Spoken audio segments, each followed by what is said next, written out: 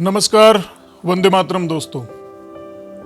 इन 4-5 सालों से पता नहीं हमारे युवा जिन लोगों व अपसंस्कृति के प्रभाव में आकर चकाचौंध की कृत्रिम दुनिया में खोते जा रहे हैं, उसमें सबसे ज़्यादा असर पड़ा है सोशल मीडिया नेटवर्किंग का। जिन भाइयों को पढ़ाई, कोचिंग, भर्ती, कंपटीशन पर फोकस करना चाहिए, वे फेसबुक पर नई नई स्टोरी लगाने, व्हाट्सएप पर स्टेटस लगाने, नए लुक में अपडेट होने, हरियाणवी लहजे में डॉन बनने, साथियों का एक ग्रुप बनाकर गैंगस्टर टाइप छवि बनाने, तेज स्पीड में बाइक चलाने, मुर्गे जैसी कटिंग और बकरे सी ढाडी रखने, सारा दिन लूडो खेलने, होटल मिडवे पर जाकर बर्थडे सेलिब्रेशन और रोड किनारे बैठकर बियर पीने, शराब ठेकों पर झगड़ा करने, अपने पथभ्रष्ट साथियों के साथ मिलकर हथियारों के साथ फोटो अपडेट करने, बुलेट, गेटवे, स्कॉर्पियो और कैंपर के साथ स्टंट करने, अपने आप को पॉलिटिकल किंग मेकर समझने, उधारी के पैसों से गांजा, चरस, स्मोक और अफीम, डोडा, दारू पीने, सिगरेट फूंकने, हथियार लहराने का शौक रखने, हरियाणवी भाषा में बात करने के प्रति ज़्यादा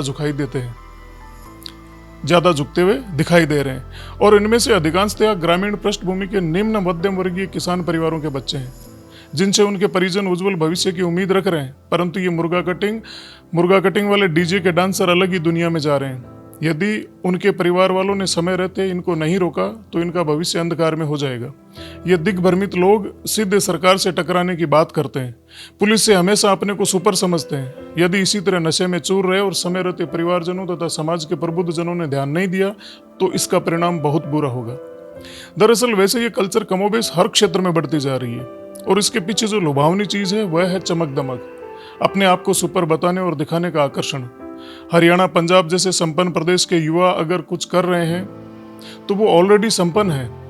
हालांकि इन प्रदेशों में भी बहुत से युवा अपराध के अंधकार भरे रास्तों की ओर जाने अनजाने बढ़ रहे हैं। संपन्न होने के बावजूद भी इन इलाकों में भी नैतिक सांस्कृतिक गिरावट की बातें सुनने में आ रही है। परंतु हमारे यहाँ के युवा, खासकर जो अभी अभी यौवन की ओर बढ़ रहे हैं, उनके हाथों में एंड्रॉयड फोन आते ही वो हरियाणा के लठेतों को और उनके फेसबुक या ठाट को देखकर बहुत जल्दी वैसे ही दिखने और बनने की दिशा में चल निकलते हैं। फिर शुरू होता है इनके यारां दा अड्डा, राजपूत जिगरी, धांसू गुजर, देसी जाट, देसी बन्ना, गामा हाले छोरे, यारां दी बादशाह, ग्रुप फलाना, गैंग ढिकाना, 001, 007, देसी बॉयज वगैरह वगैरह गैंगनुमा लड़कों की टोली बनना और दिखावटी चौंसलेबाजी।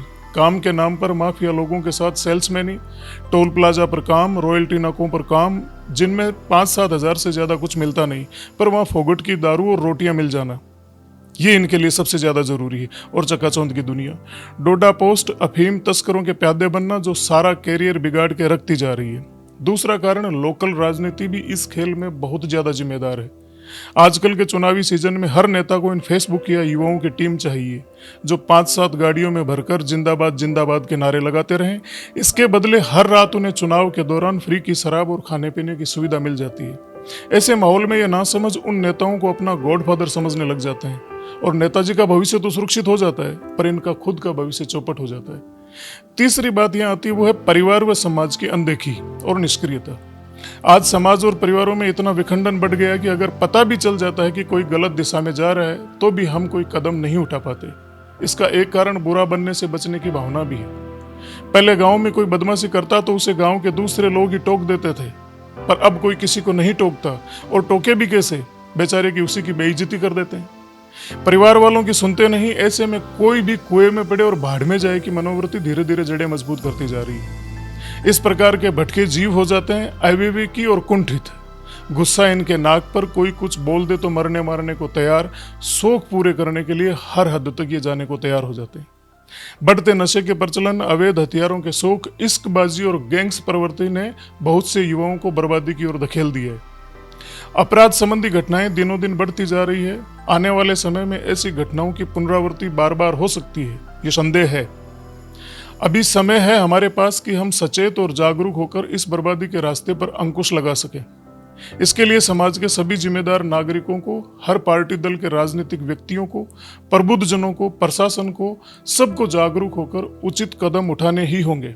नहीं तो हमारा युवा वर्ग नकारात्मक मार्ग पर इतना आगे बढ़ जाएगा कि पछतावे के अलावा किसी के पास कुछ नहीं होगा। समाज के प्रत्येक जागरूक व संजीदा साथियों से मेरा विशेष आग्रह है कि शहर, गांव और ढाणी ढाणी तक जन जागृति अभियान चलाएं और यदि इस तरह का कोई भटका युवा साथी आपको मिल जाता है तो उसको किसी भी कीमत पर पुनः सामाजिक सरोकारों से जोड़ दीजिए। यदि आपके प्रयास से किसी एक युवा को भी समाज की मुख्य धारा में आपने जोड़ दिया तो यह अपने आप में समाज और मानवता की एक बहुत बड़ी सेवा हो जाएगी।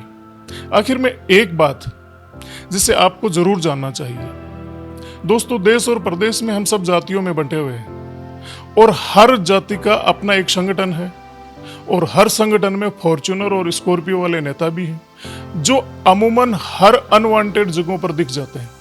ये पंचायत से लेकर प्रदेश स्तर तक आपकी जाति और समाज की एक अलग तरीके की मीटिंग का आयोजन कर चुके होते हैं। अमूमन ये समाज को एक राजनीतिक उज्ज्वलता दिखाने की या उज्ज्वलता देने की बात करते हैं, जबकि ऐसा होता नहीं है। ये आपको सीडी बनाकर अपनी विधानसभा में टिकटें ले आते हैं या पंचायत या जिला पंचायत के चुनाव जीत जाते हैं। लेकिन क्या आपने कभी ये सोचा है कि इन्होंने कभी भी किसी भी समाज के युवाओं को, जो भटके हुए युवा है, उनको वापस सही मार्ग पर लाने के लिए कभी आंदोलन किया हो या कभी समाज के प्रबुद्ध लोगों को एक जगह किया हो? आप उनसे सवाल पूछिए।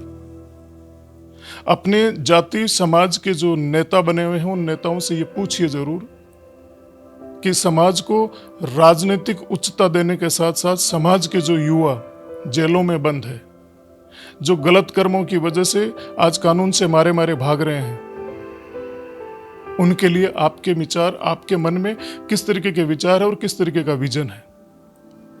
देश का युवा, हर जाति का युवा इस देश के लिए संपत्ति है। समय रहते इस संपत्ति के लिए अपने कदमों को सही दिशा में बढ़ाइए। कहीं ऐसा ना हो कि सोचते विचारते बहुत देर हो जाए। आप सोचिए जरूर और अपने अपने नेता से पूछिए जरूर। नमस्कार, वंदे मातरम साथियों।